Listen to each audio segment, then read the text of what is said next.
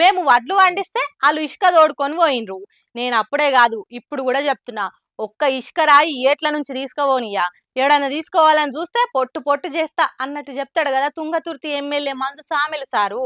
కానీ ఇప్పుడు చూడుండ్రి, సారు పక్క పొంటి నాగర్ కర్నూల్లా ఎసోంటి ఇసుక దంద జరుగుతున్నదో కాంగ్రెస్ పార్టీలది. ఇగో ఇది కాంగ్రెస్ పార్టీల గొప్పతనం. ఎన్నికలు అప్పుడు చెప్పింది ఒకటి, ఇప్పుడు చేస్తున్నది ఇంకోటి. అడ్డు అదుపు లేకుండా ఇసుకను ఇష్టం ఉన్నంత తోడుకుంటున్నారట.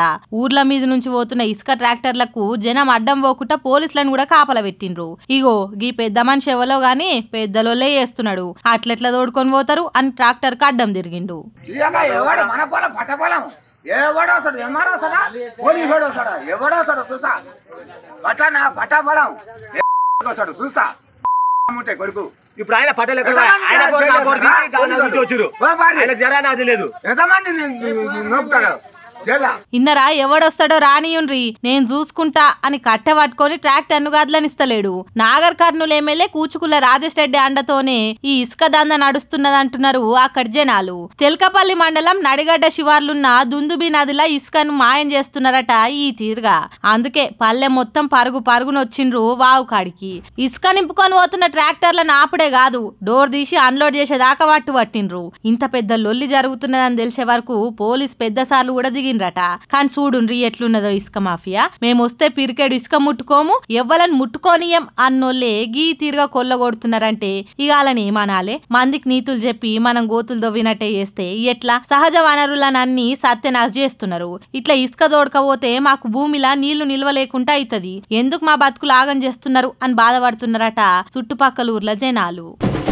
నీ అవ్వ ఎంత జల్ది వద్దామన్నా ఇవాళ లేటే అయిపోయాయి కదా ఆఫీస్ కు.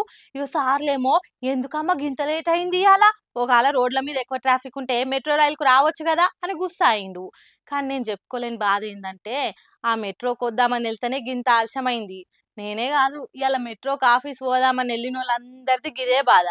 ఎందుకంటే ఏందో ఏమో గోస సల్లగుండా ఊకేనన్నా మెట్రోకి టికెట్ కొన్నాం, సప్పుడు చేయక బస్కో ఆటోకో వెళ్ళినా అయిపోవు. ఈ మెట్రోని నమ్ముకున్నందుకు ఇవాళ ఆఫీస్ల సార్లతోని తిట్ల పడవలసి వచ్చింది.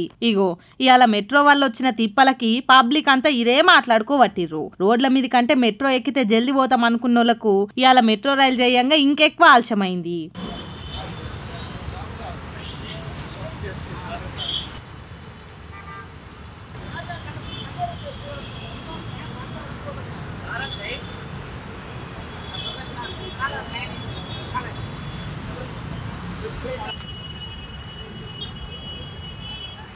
పొద్దుగాల 7 గంటల నుంచి 8 దాకా హైటెక్ సిటీ నుంచి అమీర్పేట్ దిక్కు ఒక్క మెట్రో రైలు కూడా రాలేదు. అసలే అది మంచి ఆఫీస్ టైము. అందులో గంటకు మీదనే రైలు ఆగిపోయేసరికి ఆఫీసులకు పోవాల్సిన వాళ్ళందరికీ చాలా ఆలస్యమైంది. మళ్ళీ ఎందుకు ఇట్లా అని అందరు మాట్లాడుకునేసరికి సిగ్నలింగ్ వ్యవస్థల సాంకేతిక సమస్యల వల్లనే సేవలు ఆపవలసి వచ్చింది అని క్లారిటీ ఇచ్చింది హైదరాబాద్ మెట్రో.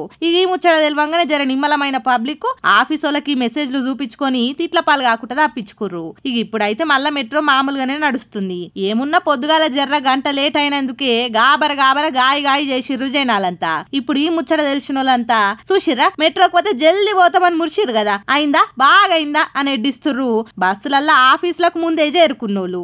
ఏందో ఏమో గంట లేట్ అయినందుకే గింత ఆగమైన పబ్లిక్ ఒకవేళ ఇలా పొద్దంతా మెట్రో బంద్ అయినుంటే ఏమైతుండేనో అని మాట్లాడుకుంటుర్రు నిత్య బస్సులల్లా ఆటోలల్లా తిరిగే జనాలు.